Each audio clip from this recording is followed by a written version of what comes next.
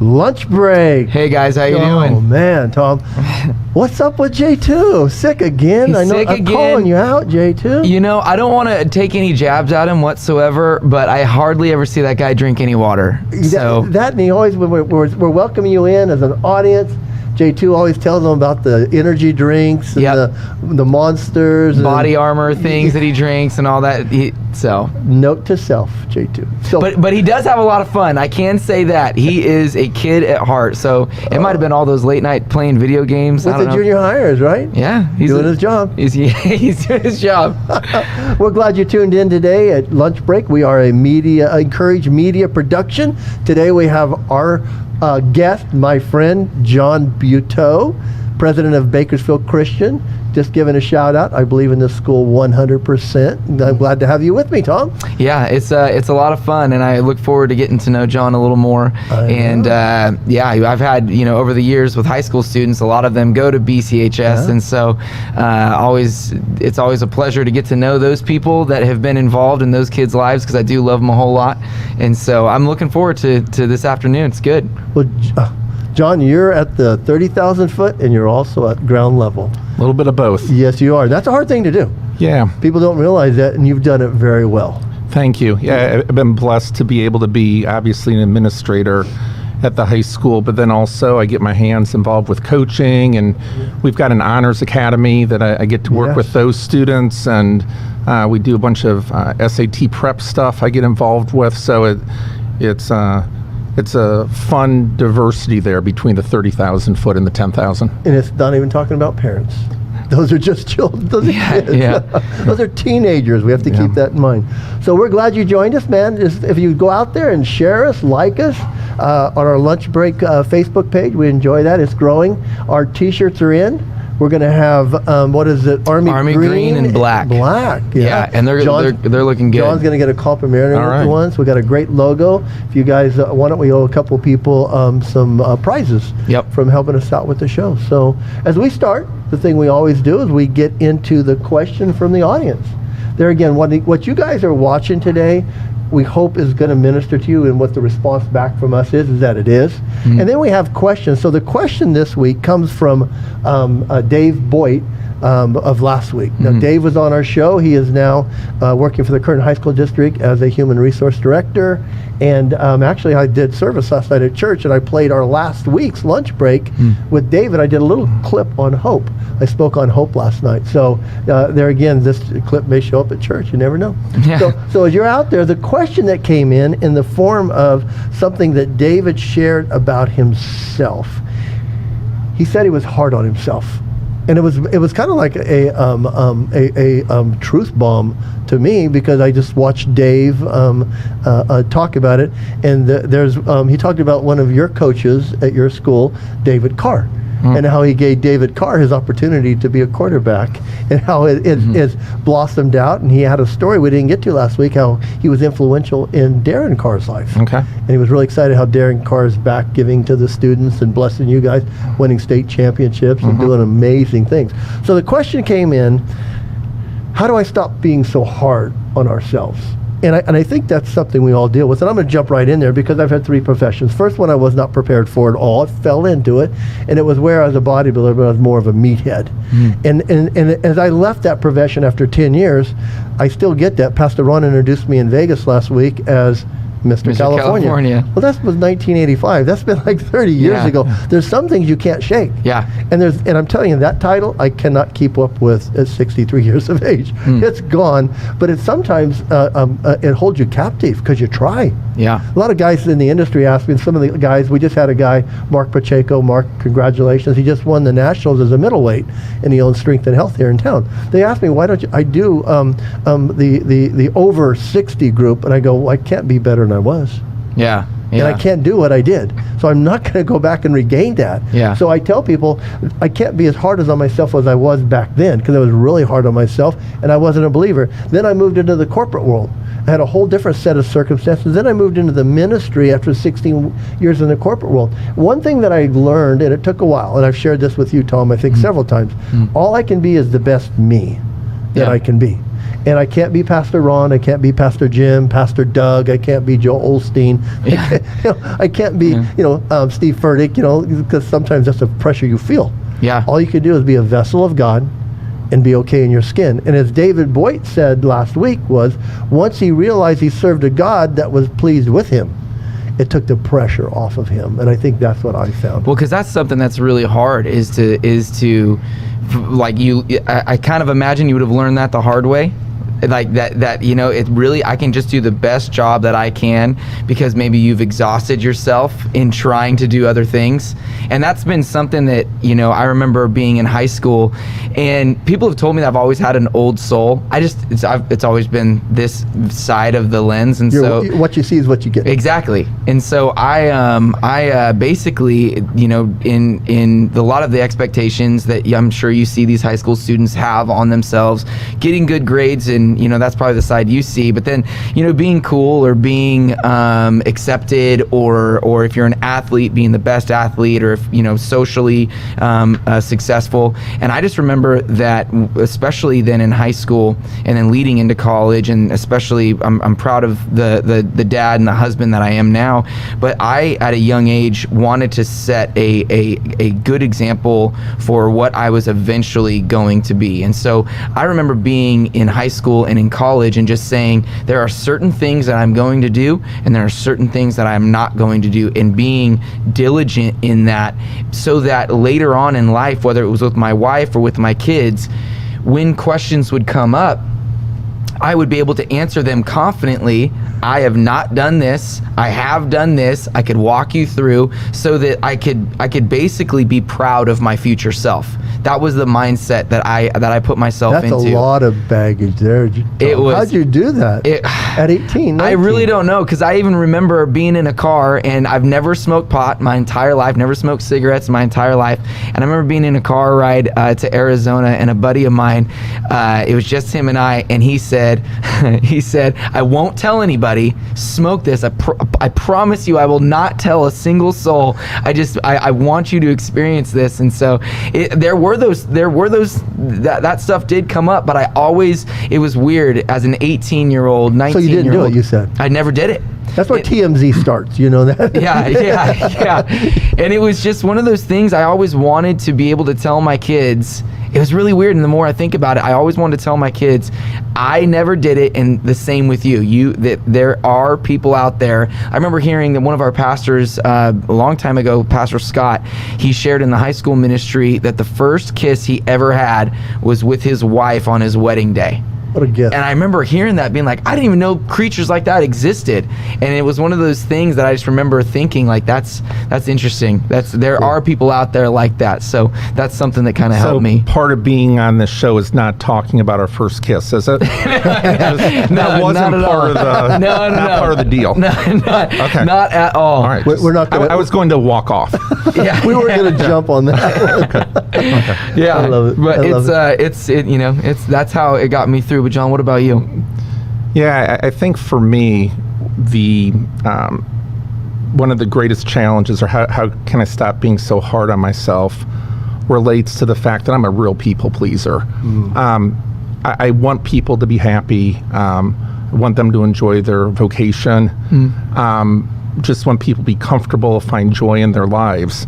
And I find that, especially in my role, that comes right up against a brick wall sometimes when you also have to be a truth teller. Yeah. Yes. And part of being in charge of keeping the vision and mission of an organization is saying what's really important. For us, it's Christian education, excellent academic, Christ-centered education. Which you guys do a great job with, John. We work hard at it, so thank you. You do. But it's hard work, and it's hard work for everyone, from myself through every employee, every parent, every student. And so being honest with people and having those courageous conversations to keep that mission as central and make sure that we're firing on all pistons. Unfortunately, some of those conversations are difficult, right? Yeah. And watching the hurt that can cause has a real impact on me. It's difficult. And so reconciling, wanting people to find joy, both earthly and heavenly, but then also being honest about, hey, this is where we need to get better, that creates real internal dilemma. I'm sure as a coach too, we're jumping in early on the segue over there, but being a coach, sometimes you got to choose a starting lineup. Yep. I know my daughter Taylor, who coaches tennis, has said she's learned and she's appreciated some of her coaches through the years because now that's her job. She's got to decide to put a team out, and that requires her to put the best players out there. Yeah. So I could see when you're choosing a basketball team or a tennis team, those are sometimes tough. You get done with a basketball game, and maybe you've had a big win, you've performed well, and you're looking back at the game, and you look at your players in the locker room afterwards, and you see, if you've got 12 players on your team, you see 10 smiles, and then you see 2 individuals that obviously are not sharing in that joy. Yeah. And inevitably, it's about playing time. Yes, it is. And it hurts because you want everyone to have that joy. And again, sometimes being the truth teller, whether it being the coach or the parent, which I think we're going to talk about, or the administrator, that truth telling is hurtful, but not only for the person that's hearing it, but also it's hard to enjoy a victory if you know that 2/12 or 1/6 of a team is hurting. Yeah, right. It's so crazy. I coached varsity football for probably 10 years. And I remember a mom coming up after a game going, "What do you throw it to my son?" Now, I had been doing that all year. And it was a slant in, straight pass. He had catch it, and he was tall. But 2 games before, he got folded because he got hit by the middle linebacker.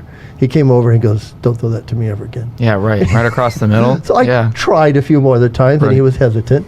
So I looked at the parent. I go, "Talk to your son about that," because he had asked me not to do that anymore. As a coach, it's like hard because it was such a successful play. He had a bad experience. Yeah. So I had a parent kind of question on me on my play calling, and I was like, "Well, go talk to your son. He'll probably tell you that he didn't want to catch that ball anymore." Yeah, So, well, something I love that you said, you kind of redefined those difficult conversations, and you called them courageous conversations. That's something I think, just kind of rewording or maybe even rethinking about what it is that you have to do, because that is really important, is to when you see that team and those 2 teammates that are just like, "Oh man, I'm just going to avoid it. I'll see him next week." But like getting in there and having those conversations, those are really important moments. It's funny when you talked about making sure you didn't do things when you're young. Back in my bodybuilding days, we were Hollywood, and there's 2 things I didn't do, and I had a lot of counsel on it, and I may drop that as an Easter egg one day. I'm not sure, but I was doing Frank Thiesen's funeral over at BCHS. A legend. Yeah, and Dave, I was speaking. I was noticing the football players were sitting over on the bleachers, and David Carr and Darren Carr came up later, and they just said, "Good job." And they go, "Our kids were looking you up on the internet because they knew I was a bodybuilder." And he goes, "That's why they were laughing." I go, "Oh no, it's okay." But it made me think back. I'm so glad I didn't do those 2 things, because those pictures would have still been out there. Could you tell the audience, if you're young and you're out there and you do something digitally, it'll be out there forever. Forever. I think that's some of the things they don't realize. They don't think about it. But I like it. But speaking of things that people probably don't know, every time we have a new guest on here, we do have the famous opportunity of asking you, what is something about yourself that others... Oh, that's right. I forgot about that. Did that shock you? Yeah, it did. It did. But others what is something about yourself that others might not know about you, or something interesting? Boy, I live a pretty boring life. I don't have any great stories. Probably the thing that it goes back to the last question that we talked about, and it's a serious note, is that I think most people probably see me as being confident, maybe even overconfident, and I hide well. I think we all do. Just the struggle of what I just mentioned, that balance of doing what's right by my family, by my career, with the realities of, in doing that, it inevitably leaves hurt behind sometimes, right? Because of just the way of going about being honest with people and doing things in a godly way. Yeah. And that's something that it's one of my greatest struggles, but it's also when I share with people, the confidence that I appear to have, I wish you could be inside of me and you would see someone that questions everything and then examines every reaction and the reactions when I've left hurt. Those leave a lasting mark. John, can I ask you a question on that one? How do you, because I know those things, because same about me. I mean, honestly, there isn't anything that I think any of us, I love a challenge and I love a change, but inside me, I'm always nervous about that. How do you deal with that? I mean, like, so you're saying, hey, I struggle with this going on inside me when I feel like I've maybe disappointed or hurt somebody. What do you use as kind of a therapy or something that helps you come out of that? Yeah, I probably try to rationalize my way through it, right? Think my way through. And typically what I'll rationalize with is, well, I've got so like on this earth, right, our God, family, career, something like that. And so each of those has an overarching perspective that you're supposed to keep in mind. So like in terms of school things, I'll say, no, the number one priority is excellence for our students in Christ-centered education. And if we're not pushing those things, if I'm not pushing those things forward, or as a school, if we're not pushing those things forward, we're falling behind. And it's just like inflation. You can't put your money under a mattress, right? You lose to inflation.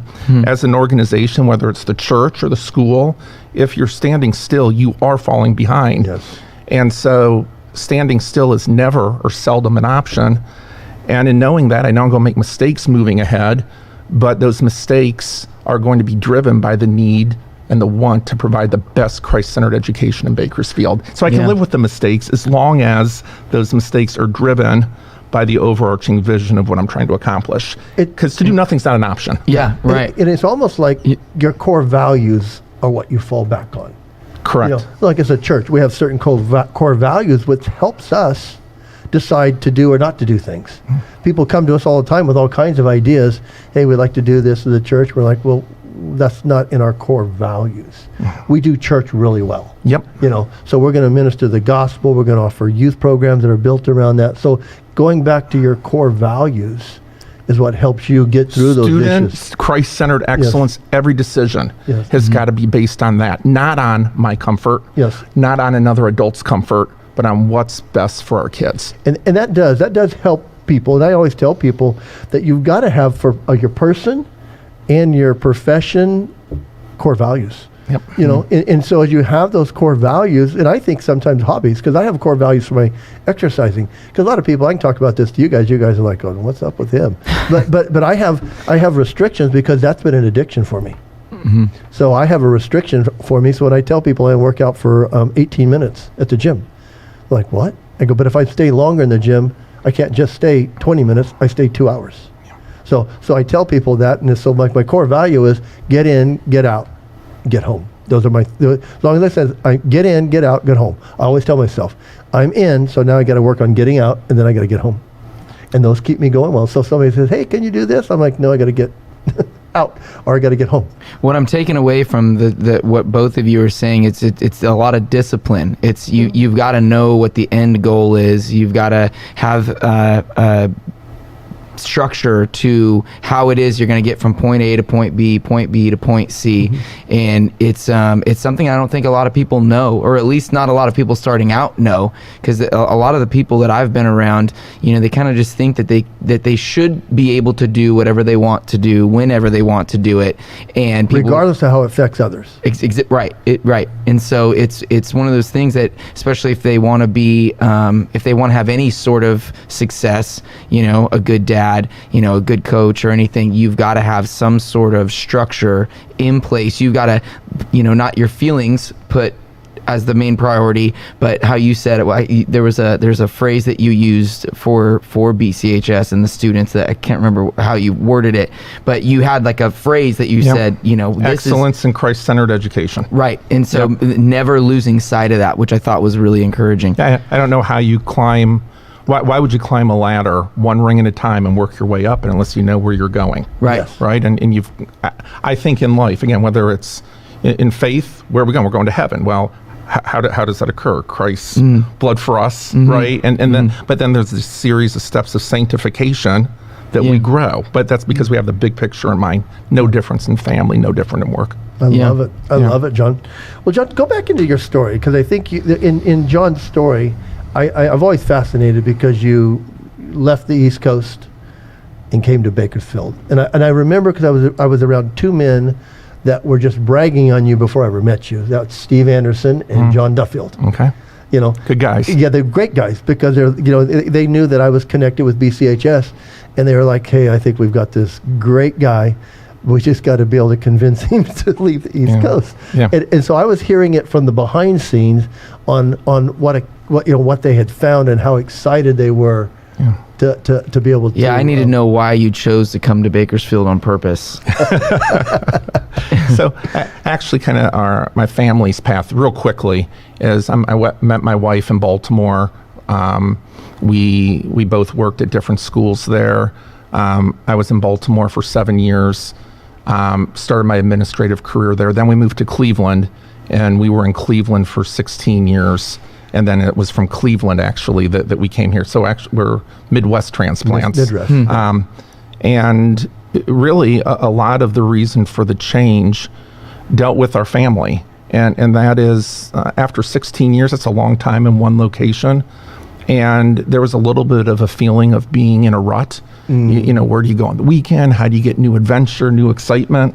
And we love to travel, love to see new things. And our kids were at the right point in their education that we thought, I've got one more run of significant administrative time. Let's do that someplace new. And so I really feel strongly God guided us out here. And I believe that. So this is I'm starting my 6th year. That's crazy. Yeah. It is. So you are from Baltimore, or where are you from? Well, I was born in Minnesota, moved to Fort Lauderdale, moved to Fort Wayne, moved to New Orleans, moved to Baltimore, moved to here. Right, because you don't look like an old guy, no. And you said 7 years, and then your kids are all grown, and that's then you're a thinker. You're thinking this. Right? Yeah, I'm like, this guy. How old is? I'm sitting there going in my head. This guy doesn't look more than like 40 years old. My dad was a Lutheran Christian school administrator, and we moved about every 7 years growing up. Really, which I think is the right amount of time leadership wise to be at a place. I think if you're at a place much longer than that, just it's stale. Yeah. Really? So when you got the opportunity for Bakersfield, it was, because you're a thinker, just in being around you, you're asking questions and you're learning. So, what was it about Bakersfield that you, why? So my entire life had been spent in the Lutheran school system. As a student, literally preschool, kindergarten, K through 8, 9 through 12, and then I went to a Lutheran college. And then my first job out was in a Lutheran school as a teacher, then administrator. Then the 16 years in Cleveland were all at a Lutheran school. And I really wanted to experience a little bit of the greater Christian community. And I love Lutheran doctrine. I deeply believe that, quote, the Lutherans have it right? We all believe that. But I also believe there's so much more to Christianity than a specific doctrine, and I wanted to administrate at a school that wasn't specifically aligned with a denomination, but did have a conservative base, and BCHS fits that on, every level. Multiple level. So you and your wife met, fell in love, teaching, and decided to have a family, had kids. So not quite as easily as that. So when we got married like in our mid-20s. I know the exact date and year, really, I do. All right, we got married in our mid-20s, and we kind of decided on purpose we wanted to be selfish for a little bit, and that's something that I've watched with the many parents that I've gotten to know through my high school teaching, administrating.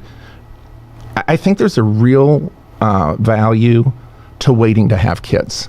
I think there's kind of this rush, right? It's like, I want to have kids. I agree with you. I'm like, I'm not sure that for some that's right, but for an awful lot, I think waiting and being selfish. And what I mean by that is, taking the trips to Paris, that none of us ever take, right? But the dreams of, we should go skiing here and do this and that.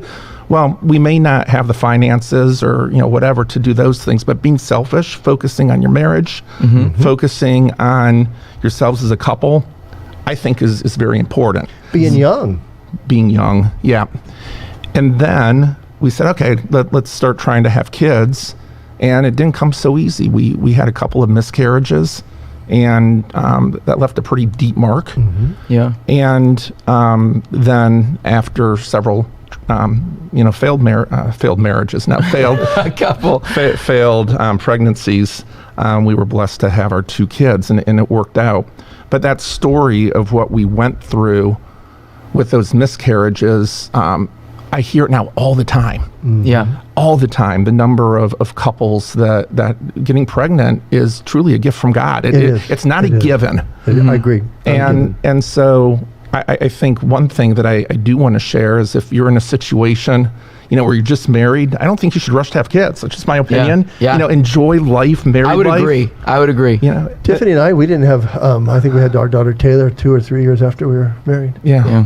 So not jumping right into it like every other Christian tells you to. And again, it works. I mean, for those that have it, it's certainly, or many families are happy doing that. But just not being selfish, playing golf without guilt. Yeah, right. Going out on Friday night with your friends. Freedom. Freedom is what you're saying. Like freedom. There's probably a bad analogy, but that little puppy always looks so great, and you want to buy that little puppy, right?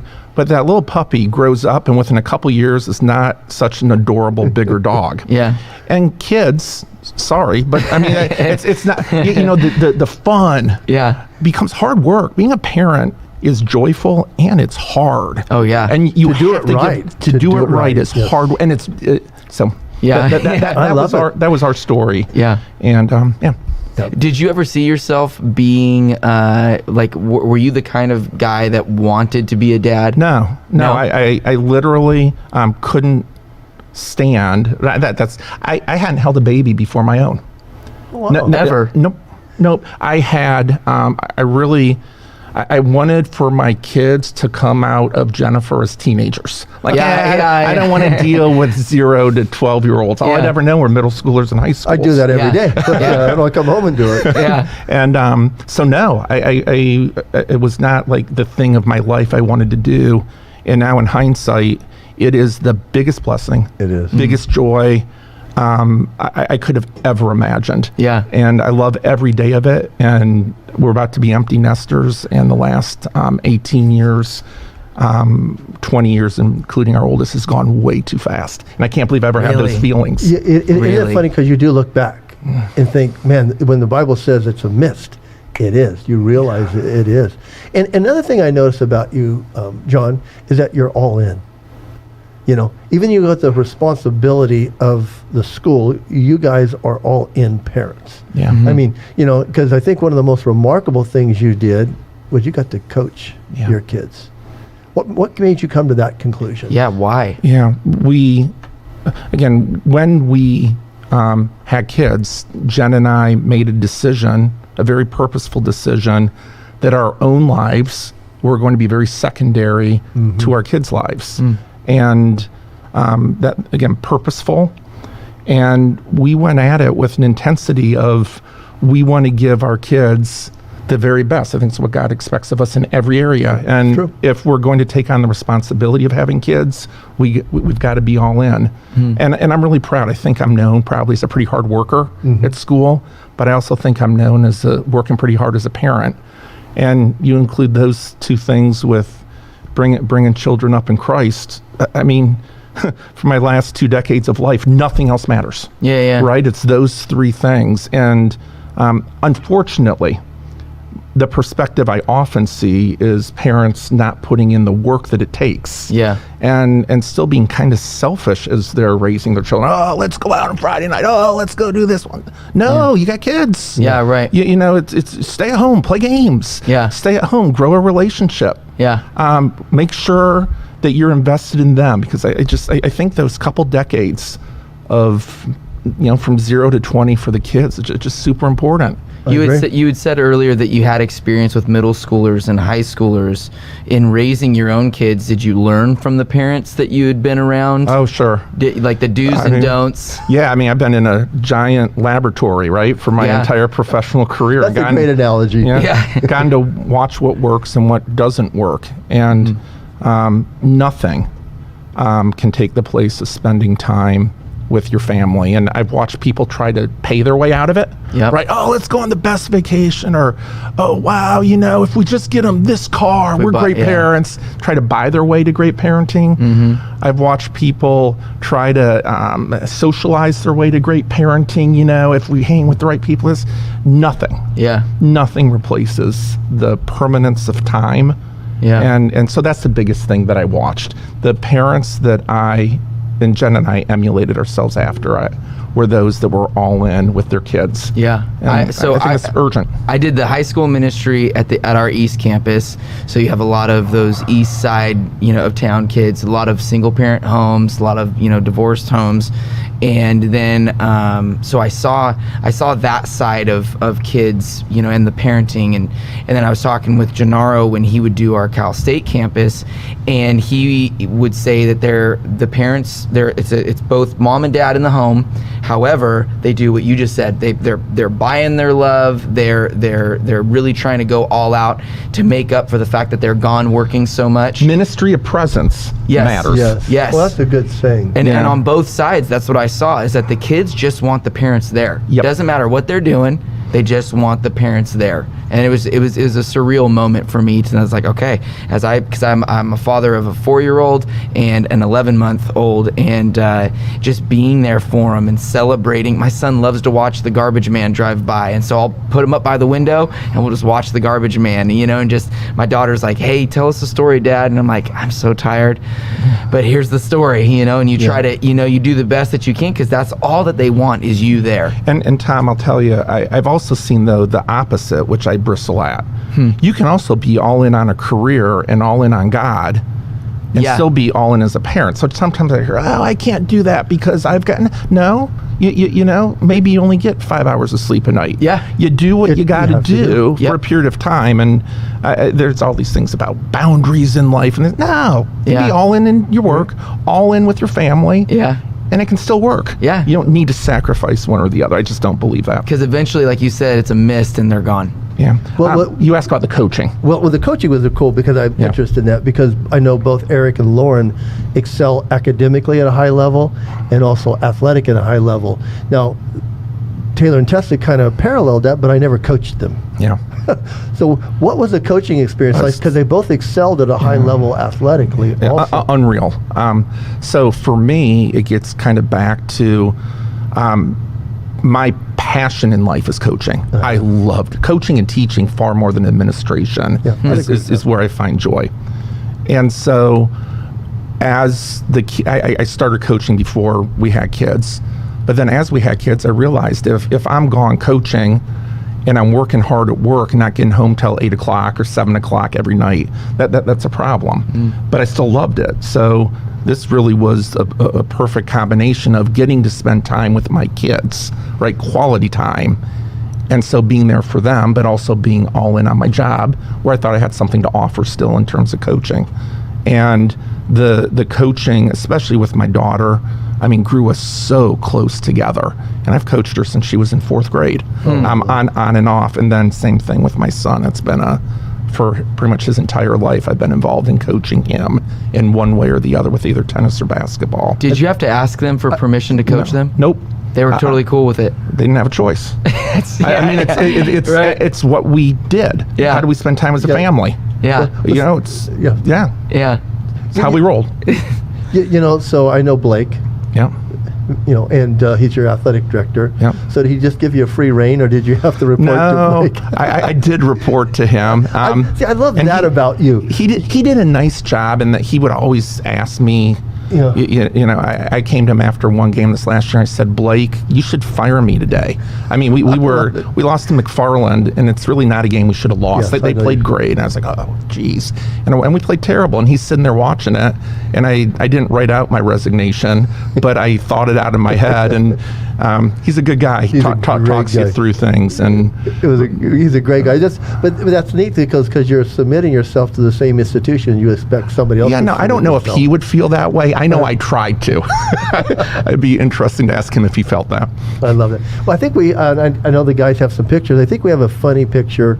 Not a funny picture because it's your son's finger pointing the opposite direction. I don't know if I sent that. Yeah, so one of the most terrifying moments I've had as a parent, and it was evolving athletics, is my son was playing basketball at BCHS, but we had an away game at North High School.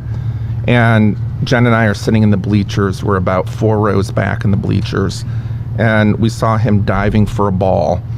And all of a sudden, the coach, who at that time was Kyle Shiloh, I heard Kyle go, ugh. And then I saw our son looking down, and his pinky literally did a 90-degree angle. And I don't know if we have that picture by its center. It was an x-ray that just shows pinky half, other pinky that direction. And it was, I looked, I'm like, you've got to be kidding. And so he had to run out of the gym, and at North, the parking is about a marathon away. I mean, it probably is only 0.3 miles, but it felt like 26.3. Yeah. So we're sprinting out to the car. We've got to get to the hospital. And the entire time, you know, I'm trying to keep him calm. I'm trying to stay calm, just looking at this thing. Yeah, right. And so I ran every light. Of course, got pulled over by a cop. Okay. You know, and stopped. I said, You did? Oh yeah. I said, I said, you can follow me, but I'm going to continue to go. Really? And so I'm just like, do what you got to do, Yeah. but we will be. We're going. We're going. Yeah. So we got there, and it all got fixed up. But what was cool is out of that whole experience, I think our son kind of found his calling. He's hoping, if his grades work out, he gets into med school and all that stuff, and that's a lot of ifs. But if that all works out, you know, he wants to be an orthopedic someday. And I think it was as a result, you know, of that just kind of a neat way of watching God's hand. Yeah. Just kind of guide the path, and we felt that pretty clearly. I like crazy. that. Yeah. I like That's crazy. You know, as you even talk about that going forward, what's a typical night like at the Buetow household? Games. Like, I mean, I know it sounds... Is it like No, non-luck games. Okay. So, I mean, we're talking You're like... not playing poker or Monopoly? Well, poker's got some skill to it, right? But I'm not a poker player. But those let's just say it's not shoots and ladders, right? No, this is like card games where euchre's a big one we play. We play a lot of Catan. Okay. Just anything that, you know, so we've got kind of the bragging rights. And the frustrating thing is, I mean, Jen and I used to kill our kids in these games, and we let them know it. I mean, yeah, you guys just aren't very good yet, right? Yeah. And now they're killing us. And like I can't hang with them anymore. It's really frustrating, actually. Wow. But it gets competitive, but we do that literally on almost a nightly basis. And the kids have their friends and do their thing. But at the same time, if you ask any of us, like, what is a perfect night?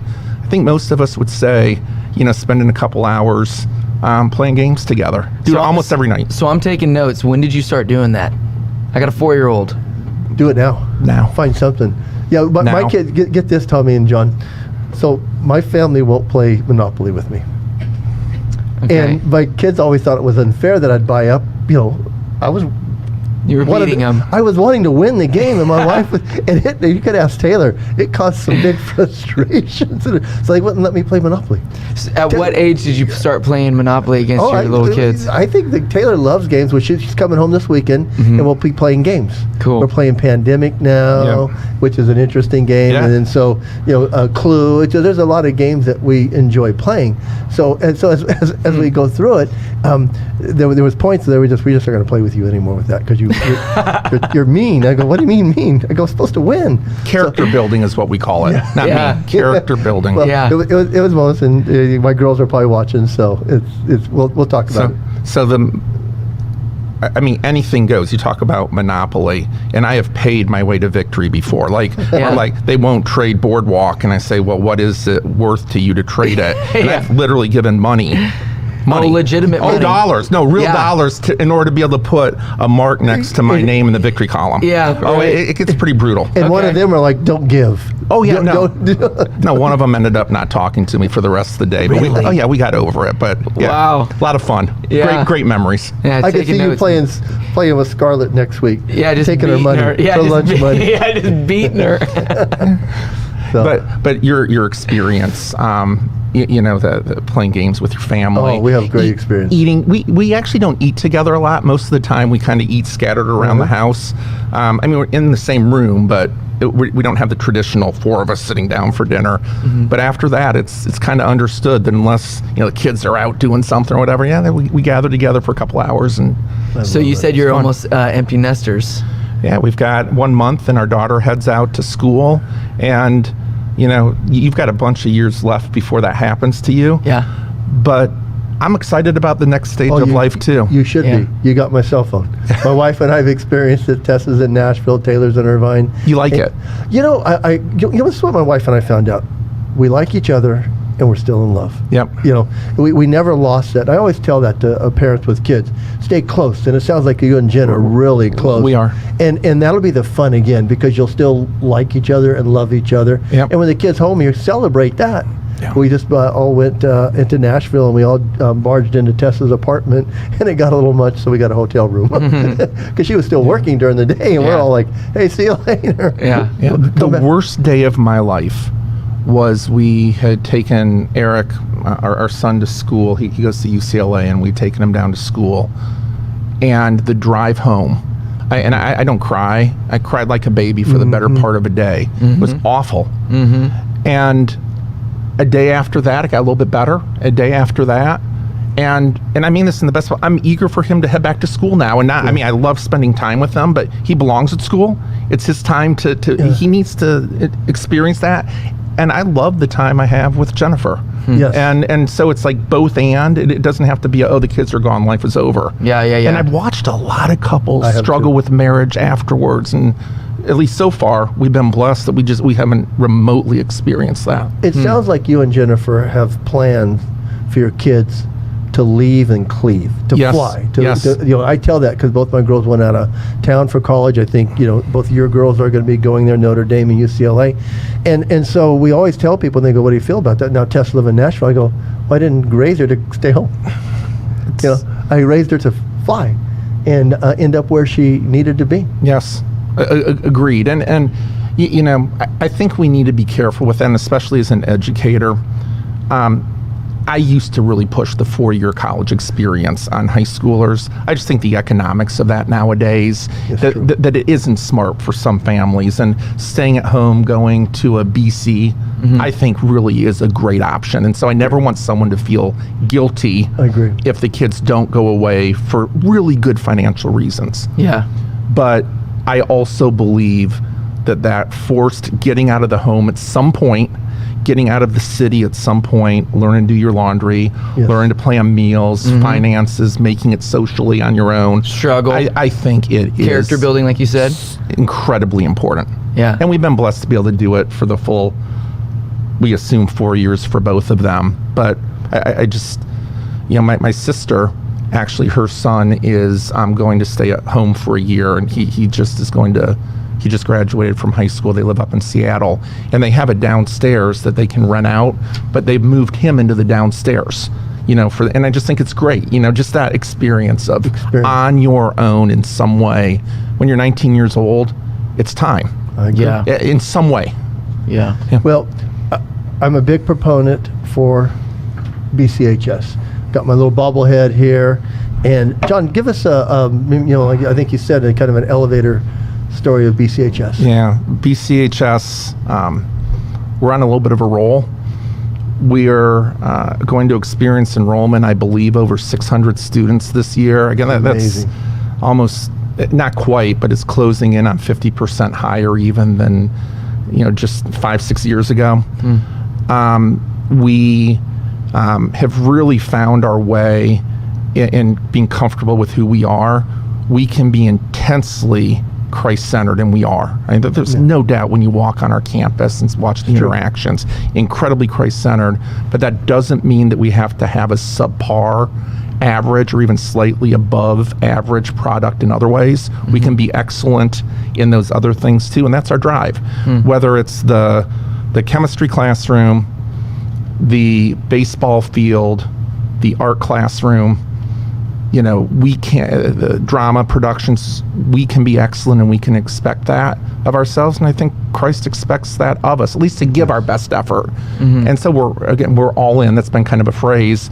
We're all in on Christ-centeredness, but in these other things hasn't sacrificed. And we're in a really good place. And I think the pandemic has shown more than ever that Bakersfield needs BCHS. I agree. And BCHS is making an impact. And right now, one of our goals is to figure out how financially we make sure that the BCHS experience is not just an upper class or upper middle class opportunity, but for people of all socioeconomic levels. And we're working on that. And my one plug would be is if you're sitting out there and you say, I need that Christian education for my kid, don't allow finances to be the reason that you don't have a conversation with us. John, that's one thing you guys did right. I'm telling you, there again, we were at one point in competition with our high school, Valley High School, and we basically became of the opinion that we would support BCHS.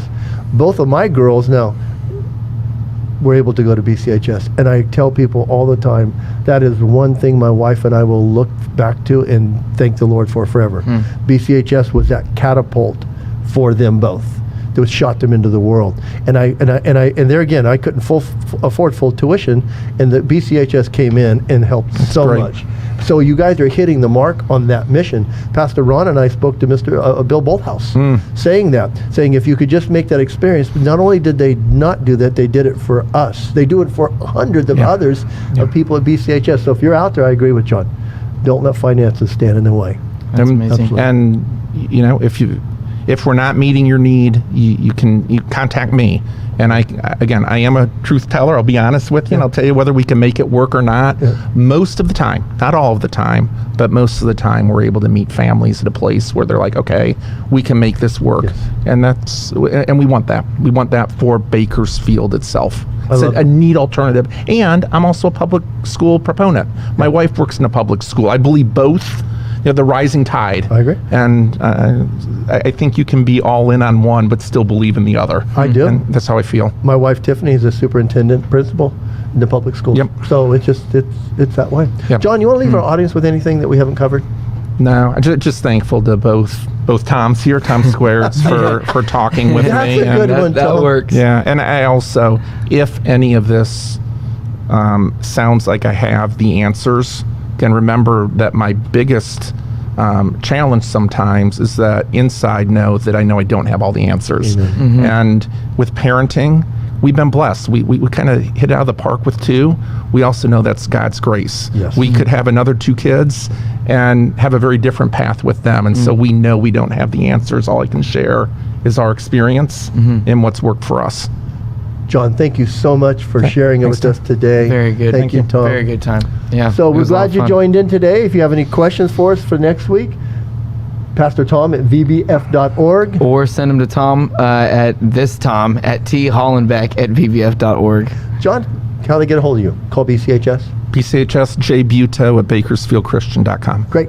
Hey, we hope you tune in next week. Thank you for joining us today. Take it easy, guys. See ya. Blessings.